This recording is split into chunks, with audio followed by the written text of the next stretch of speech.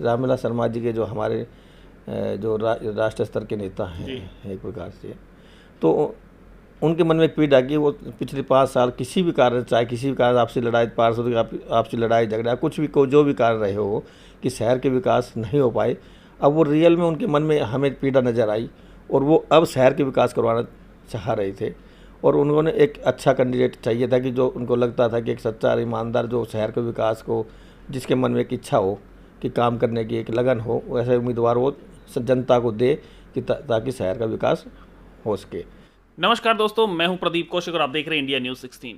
जिस प्रकार से हवा चल रही है नगर पालिका चुनाव महेंद्रगढ़ की, और हवा जोरों से इसलिए भी है क्योंकि लास्ट टाइम जो इलेक्शन हुआ था उसमें जिसने चेयरमैन पद पर कुर्सी पर बैठकर काम करने चाहे, शहर का विकास करना चाहा या जो भी हुआ, लेकिन शहर में विकास ना के बराबर हुआ, कुछ भी नहीं हो पाया। इसलिए इस शहर के चुनाव की, नगर पालिका के चुनाव की गांवों तक चर्चाएं चल रही हैं, गांवों तक हवाएं चल रही हैं कि कौन कैंडिडेट मजबूत है, किसको टिकट मिलेगी, कौन सी पार्टी किसको टिकट दे रही है, किसको कितने वोट मिलेंगे, कौन कितना प्रचार कर रहा है।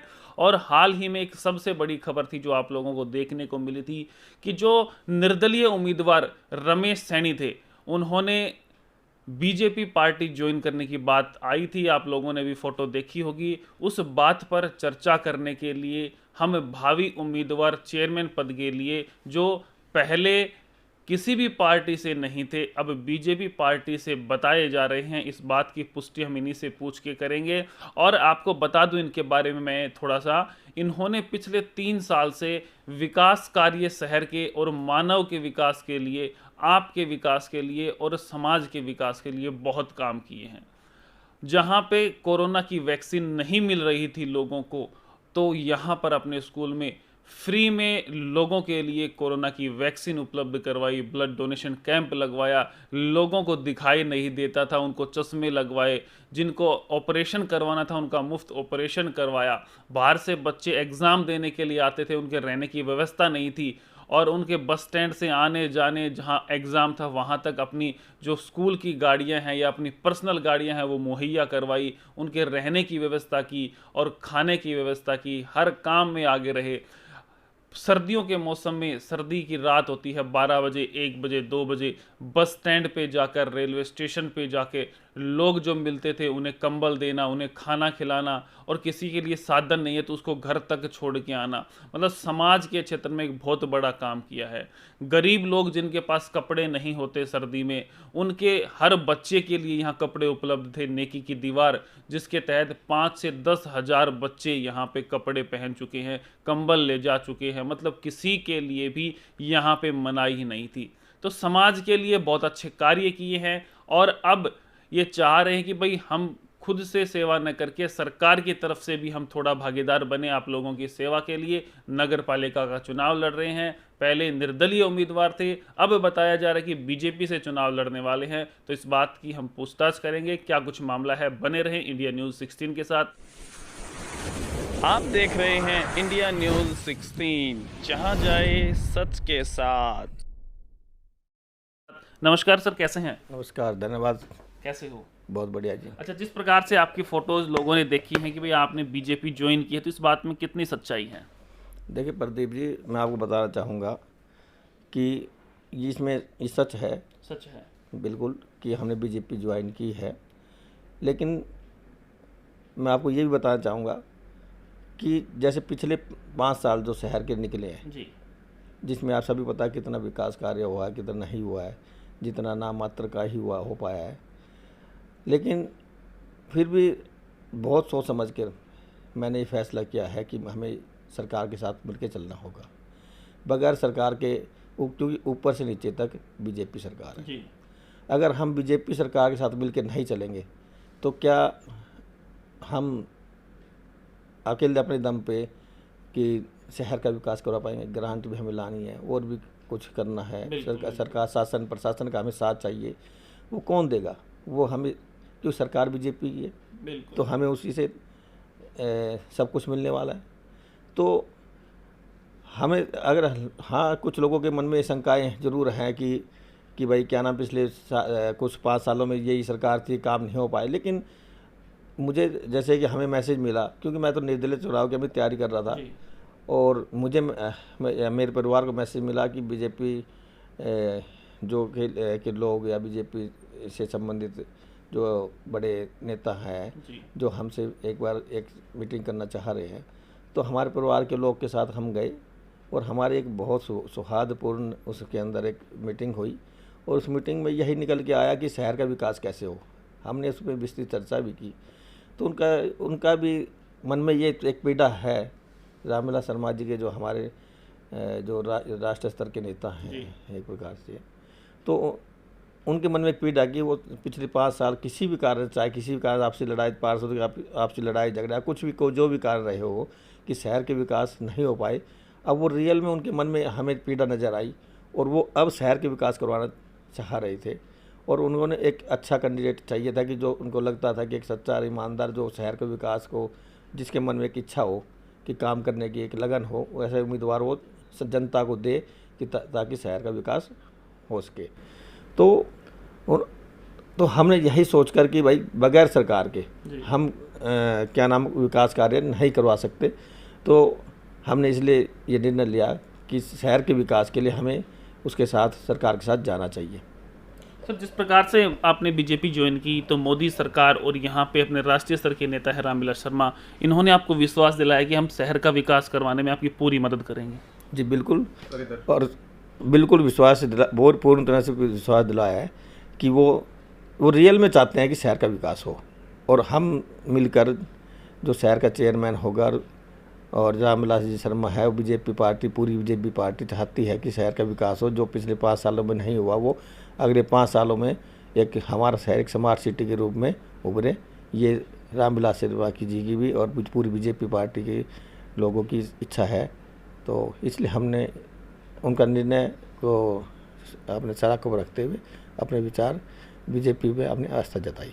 सर, जिस प्रकार से लोगों का कहना है कि भाई राजनीति में लोग कुछ भी कर सकते हैं, कोई भी वादा कर सकते हैं, अब लोग ये कह रहे हैं कि भाई बीजेपी सरकार, रामविलास शर्मा मोदी सरकार ने आपको ये कहा है कि भाई हमको टिकट दे देंगे, आप ज्वाइन करें और चेयरमैन के लिए चुनाव ले, ऐसा कहा है उन्होंने भी। जी जी बिल्कुल।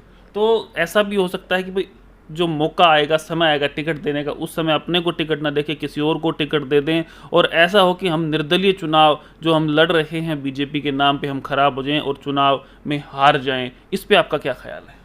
तो ऐसा है जी, मैं तो पिछले 5 साल से आपको जी 3 या 4-5 साल से मैं लगातार लोगों की सेवा में लगा वहाँ हूँ, और लोगों के दिल में मैं अपने हर जो महेंद्रगढ़ से उनके दिल में मेरे लिए जगह है।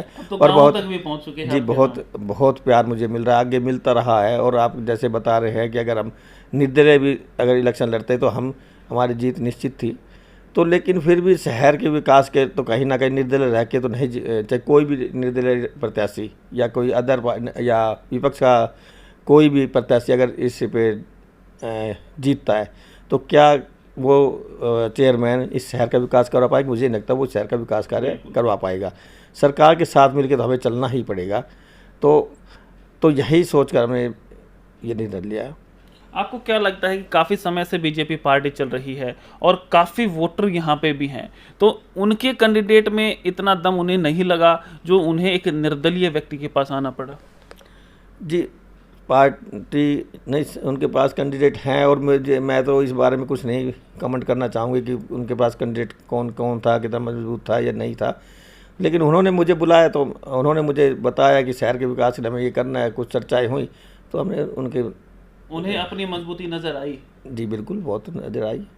मतलब जो काम इन्होंने पिछले काफ़ी समय में किया, उसकी मजबूती को देखते हुए, इनकी दावेदारी को देखते हुए, इनके वोट बैंक को देखते हुए बीजेपी सरकार इनके पास चल के आई और इन्होंने इनको कहा कि आप महेंद्रगढ़ से नगर पालिका के लिए चेयरमैन पद के लिए चुनाव लड़ें और उसके आप योग्य हैं और विकास कार्य आप करवाएं। तो सर, अभी आप लोगों से लगातार मिल रहे हैं, लोग क्या कुछ रिस्पॉन्स आपको और आपकी टीम को दे रहे हैं? देखो, लोगों के मन में तो वह भावना तो वही है, वो कोई बदली नहीं है, क्योंकि लोग एक अच्छे इंसान को चुना। उनको लोगों को ये मतलब नहीं है कि वो किस पार्टी से बिलोंग करते हैं, कौन कैसे रहेगा, लेकिन लोगों को चाहिए कि अच्छा जो शहर के विकास के बारे में सोचता हो, सच्चा हो, ईमानदार हो और पूरी सच्चाई लगन के साथ खुद खड़ा होकर शहर के विकास कार्य को आगे गति प्रदान करे, ऐसा व्यक्ति चाहिए जो उनको शहर की जनता को नज़र मुझ में आ रहा है।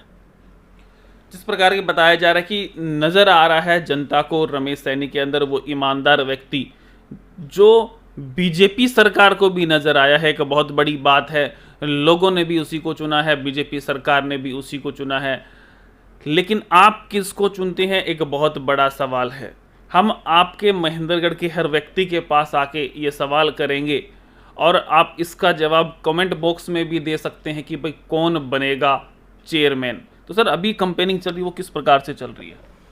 अभी हमारी पूरी टीम जैसे लगी हुई है। अभी तो जैसा क्योंकि हमें बीजेपी टिकट का कोई ऐसा कोई ऐलान नहीं हुआ है, जो आगे होने वाले 1-2 दिन में हो जाएगा, लेकिन हमारी टीम जो वर्क कर रही है, मेरे द्वारा डोर टू डोर अपना कार्य जारी है, और जो हमारे जो भी टीम के सदस्य हैं वो दिन रात लगे हुए हैं कंपेनिंग में।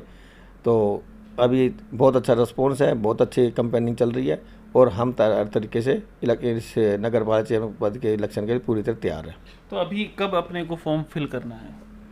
फॉर्म आपको बता दिया जाएगा लगभग 3 या 4 तारीख को। 3 या 4 तारीख जी, पूरे दल बल के साथ? बिल्कुल पूरे दल बल के साथ।